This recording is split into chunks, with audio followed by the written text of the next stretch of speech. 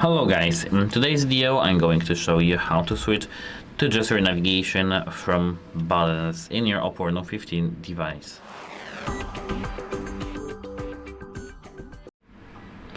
So the first thing that we have to do is to open the settings.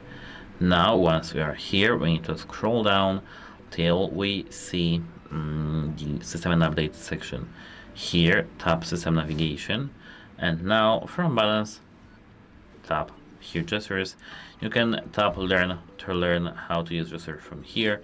Swipe in from the left over here to go back. Swipe to go back from the right.